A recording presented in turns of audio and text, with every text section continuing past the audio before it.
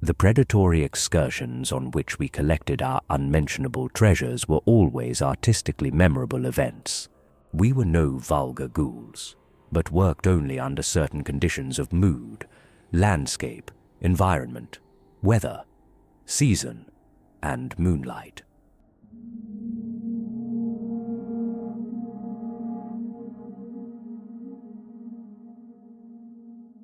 The Hound. In my tortured ears there sounds unceasingly a nightmare whirring and flapping, and a faint, distant baying as of some gigantic hound. It is not dream. It is not, I fear, even madness. For too much has already happened to give me these merciful doubts. St. John is a mangled corpse. I alone know why, and such is my knowledge that I am about to blow out my brains for fear I shall be mangled in the same way. Down unlit and illimitable corridors of eldritch fantasy sweeps the black, shapeless nemesis that drives me to self-annihilation.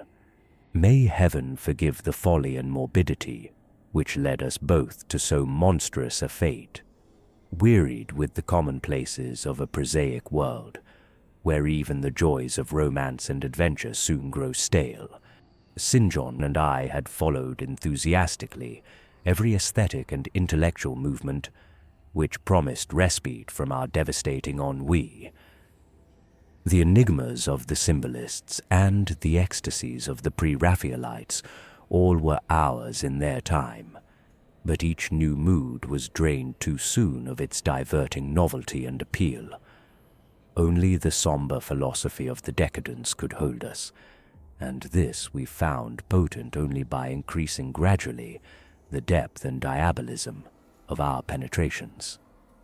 Baudelaire and Huysmans were soon exhausted of thrills, till finally there remained for us only the more direct stimuli of unnatural personal experiences and adventures. It was this frightful emotional need which led us eventually to that detestable course which, even in my present fear, I mention with shame and timidity, that hideous extremity of human outrage, the abhorred practice of grave robbing. I cannot reveal the details of our shocking expeditions, or catalogue even partly the worst of the trophies adorning the nameless museum we prepared in the great stone house where we jointly dwelt, alone and servantless. Our museum was a blasphemous, unthinkable place, where with the satanic taste of neurotic virtuosi, we had assembled a universe of terror and decay to excite our jaded sensibilities. It was a secret room, far, far underground, where huge winged demons carved of basalt and onyx vomited from wide grinning mouths, weird green and orange light, and hidden pneumatic pipes ruffled into kaleidoscopic dances of death. The lines of red charnel things hand in hand, woven in voluminous black hangings. Through these pipes came at will the odors our moods most craved, sometimes the scent of pale funeral lilies, sometimes the narcotic incense of imagined eastern shrines of the kingly dead, and sometimes, how I shudder to recall it, the frightful, soul-upheaving stenches of the uncovered grave. Around the walls of this repellent chamber were cases of antique mummies, alternating with comely lifelike bodies, perfectly stuffed and cured by the taxidermist's art, and with headstones snatched from the oldest churchyards of the world. Niches here and there contained skulls of all shapes, and heads preserved in various stages of dissolution. There one might find the rotting bald pates of famous noblemen, and the fresh and radiantly golden heads of new-buried children. Statues and paintings there were, all of fiendish subjects, and some executed by St. John and myself. A locked portfolio, bound in tanned human skin, held certain unknown and unnameable drawings which it was rumored Goya had perpetrated, but dared not acknowledge. There were nauseous musical instruments, stringed, brass, and woodwind, on which St. John and I sometimes produced dissonances of exquisite morbidity and ghastliness, whilst in a multitude of inlaid ebony cabinets reposed the most incredible and unimaginable variety of tomb loot ever assembled by human madness and perversity. It is of this loot in particular that I must not speak. Thank God I had the courage to destroy it long before I thought of destroying myself. The predatory excursions on which we collected our unmentionable treasures were always artistically memorable events. We were no vulgar ghouls, but worked only under certain conditions of mood, landscape, environment, weather, season, and moonlight. These pastimes were to us the most exquisite form of aesthetic expression, and we gave their details a fastidious technical care. An inappropriate hour, a jarring lighting effect, or a clumsy manipulation of the damp sod would almost totally destroy for us that ecstatic titillation which followed the exhumation of some ominous grinning secret of the earth. Our quest for novel scenes and piquant conditions was feverish and insatiate. St. John was always the leader, and he it was who led the way at last to that mocking, that accursed spot which brought us our hideous and inevitable doom. By what malign fatality were we lured to that terrible Holland churchyard? I think it was the dark rumour and legendary, the tales of one buried for 5 centuries, who had himself been a ghoul in his time, and had stolen a potent thing from a mighty sepulchre. I can recall the scene in these final moments, the pale autumnal moon over the graves, casting long horrible shadows, the grotesque trees, drooping sullenly to meet the neglected grass and the crumbling slabs, the vast legions of strangely colossal bats that flew against the moon, the antique ivied church pointing a huge spectral finger at the livid sky, the phosphorescent insects that danced like death fires under the yews in a distant corner, the odors of mold, vegetation, and less explicable things that mingled feebly with the night wind from over far swamps and seas. And worst of all, the faint, deep-toned baying of some gigantic hound, which we could neither see nor definitely place.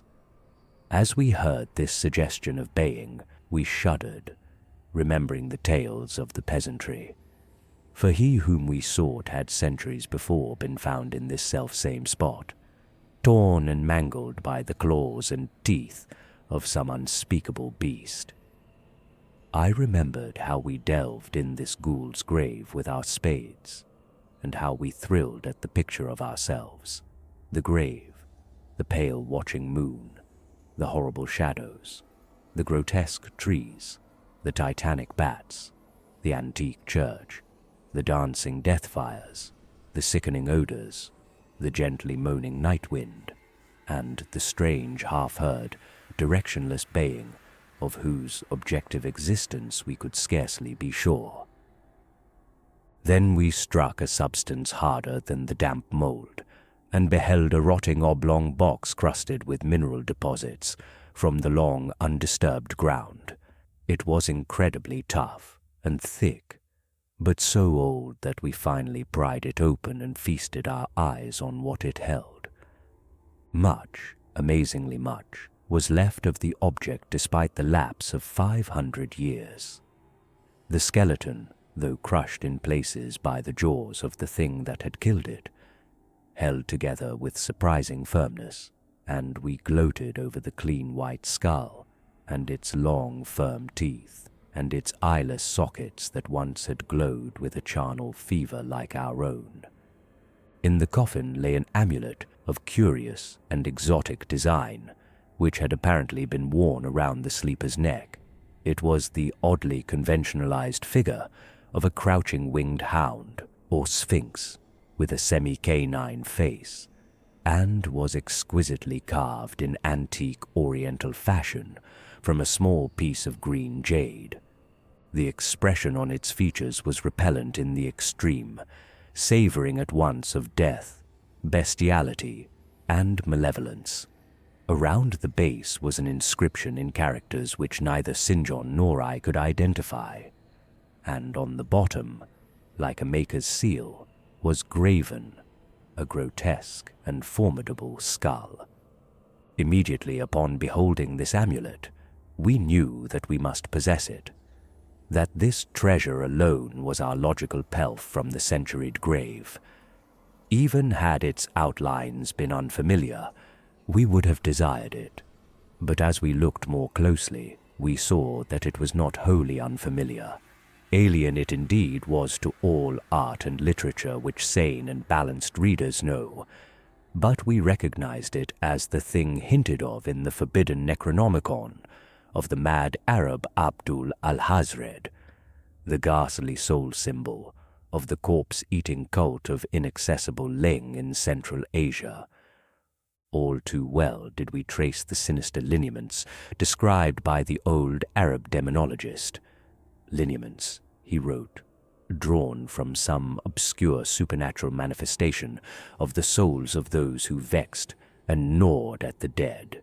Seizing the green jade object, we gave a last glance at the bleached and cavern-eyed face of its owner, and closed up the grave as we found it.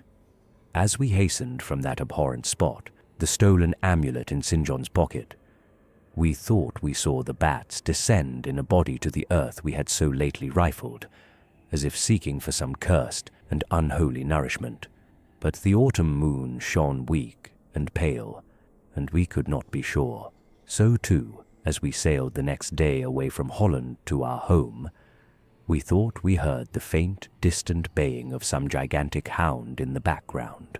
But the autumn wind moaned sad and wan, and we could not be sure. Less than a week after our return to England, strange things began to happen. We lived as recluses, devoid of friends, alone, and without servants in a few rooms of an ancient manor house on a bleak and unfrequented moor, so that our doors were seldom disturbed by the knock of the visitor. Now, however, we were troubled by what seemed to be frequent fumblings in the night, not only around the doors, but around the windows also, upper as well as lower. Once we fancied that a large, opaque body darkened the library window when the moon was shining against it, and another time we thought we heard a whirring or flapping sound not far off. On each occasion, investigation revealed nothing, and we began to ascribe the occurrences to imagination alone. That same curiously disturbed imagination which still prolonged in our ears the faint far baying we thought we had heard in the Holland churchyard. The jade amulet now reposed in a niche in our museum, and sometimes we burned strangely scented candles before it. We read much in Al-Hazred's Necronomicon about its properties, and about the relation of ghoul souls to the objects it symbolized, and were disturbed by what we read. Then terror came. On the night of September 24th, I heard a knock at my chamber door. Fancying it St. John's, I bade the knocker enter, but was answered only by a shrill laugh. There was no one in the corridor. When I aroused St. John from his sleep, he professed ignorance of the event, and became as worried as I. It was that night that the faint, distant baying over the moor became to us a certain and dreaded reality. 4 days later, whilst we were both in the hidden museum, there came a low, cautious scratching at the single door which led to the secret library staircase. Our alarm was now divided, for besides our fear of the unknown, we had always entertained a dread that our grisly collection might be discovered. Extinguishing all lights, we proceeded to the door and threw it suddenly open, whereupon we felt an unaccountable rush of air and heard, as if receding far away, a queer combination of rustling, tittering, and articulate chatter. Whether we were mad, dreaming, or in our senses, we didn't try to determine. We only realized, with the blackest of apprehensions, That the apparently disembodied chatter was beyond a doubt in the Dutch language. After that, we lived in growing horror and fascination. Mostly we held to the theory that we were jointly going mad from our life of unnatural excitements, but sometimes it pleased us more to dramatize ourselves as the victims of some creeping and appalling doom. Bizarre manifestations were now too frequent to count. Our lonely house was seemingly alive with the presence of some malign being whose nature we could not guess, and every night that demonic baying rolled over the windswept moor, always louder and louder. On October 29th, we found in the soft earth underneath the library window a series of footprints utterly impossible to describe. They were as baffling as the hordes of great bats which haunted the old manor house in unprecedented and increasing numbers. The horror reached a culmination on November 18th, when St. John, walking home after dark from the distant railway station, was seized by some frightful carnivorous thing and torn to ribbons. His screams had reached the house, and I had hastened to the terrible scene, in time to hear a whir of wings and see a vague, black, cloudy thing silhouetted against the rising moon. My friend was dying when I spoke to him, and he could not answer coherently. All he could do was to whisper, "The amulet. That damned thing." Then he collapsed, an inert mass of mangled flesh. I buried him the next midnight in one of our neglected gardens, and mumbled over his body one of the devilish rituals he had loved in life. And as I pronounced the last demonic sentence, I heard afar on the moor the faint baying of some gigantic hound. The moon was up, but I dared not look at it, and when I saw on the dim-lit moor a wide nebulous shadow sweeping from mound to mound, I shut my eyes and threw myself face down upon the ground. When I arose trembling, I know not how much later I staggered into the house and made shocking obeisances before the enshrined amulet of green jade. Being now afraid to live alone in the ancient house on the moor, I departed on the following day for London, taking with me the amulet after destroying by fire and burial the rest of the impious collection in the museum. But after 3 nights I heard the baying again, and before a week was over felt strange eyes upon me whenever it was dark. One evening, as I strolled on Victoria Embankment for some needed air, I saw a black shape obscure one of the reflections of the lamps in the water. A wind stronger than the night wind rushed by, and I knew that what had befallen St. John must soon befall me. The next day I carefully wrapped the green jade amulet and sailed for Holland. What mercy I might gain by returning the thing to its silent sleeping owner, I knew not, but I felt that I must at least try any step conceivably logical. What the hound was, and why it pursued me, were questions still vague, but I had first heard the baying in that ancient churchyard, and every subsequent event, including St. John's dying whisper, had served to connect the curse with the stealing of the amulet. Accordingly, I sank into the nethermost abysses of despair when, at an inn in Rotterdam, I discovered that thieves had despoiled me of this sole means of salvation. The baying was loud that evening, and in the morning I read of a nameless deed in the vilest quarter of the city. The rabble were in terror, for upon an evil tenement had fallen a red death beyond the foulest previous crime of the neighborhood.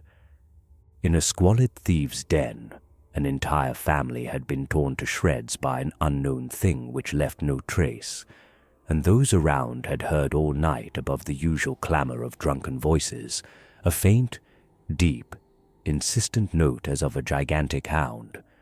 So, at last I stood again in that unwholesome churchyard where a pale winter moon cast hideous shadows, and leafless trees drooped sullenly to meet the withered, frosty grass, and cracking slabs and the ivied church pointed a jeering finger at the unfriendly sky, and the night wind howled maniacally from over frozen swamps and frigid seas. The baying was very faint now, and it ceased altogether as I approached the ancient grave I had once violated, and frightened away an abnormally large horde of bats which had been hovering curiously around it. I know not why I went thither unless to pray, or gibber out insane pleas and apologies to the calm white thing that lay within. But, whatever my reason, I attacked the half-frozen sod with a desperation partly mine, and partly that of a dominating will outside myself. Excavation was much easier than I expected, though at one point I encountered a queer interruption, when a lean vulture darted down out of the cold sky and pecked frantically at the grave earth until I killed him with a blow of my spade. Finally, I reached the rotting oblong box and removed the damp nitrous cover. This is the last rational act I ever performed, for crouched within that centuried coffin, embraced by a close-packed nightmare retinue of huge, sinewy sleeping bats, was the bony thing my friend and I had robbed. Not clean and plastered as we had seen it then, but covered with caked blood and shreds of alien flesh and hair, and leering sentiently at me with phosphorescent sockets, and sharp ensanguined fangs yawning twistedly in mockery of my inevitable doom.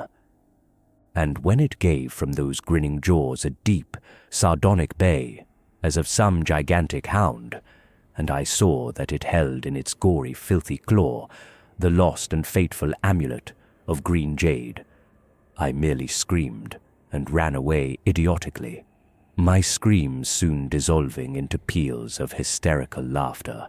Madness rides the star wind, claws and teeth sharpened on centuries of corpses, dripping death astride, a bacchanale of bats from night-black ruins of buried temples of Belial. Now, as the baying of that dead, fleshless monstrosity grows louder and louder, and the stealthy whirring and flapping of those accursed web-wings circles closer and closer, I shall seek with my revolver the oblivion which is my only refuge from the unnamed and unnameable.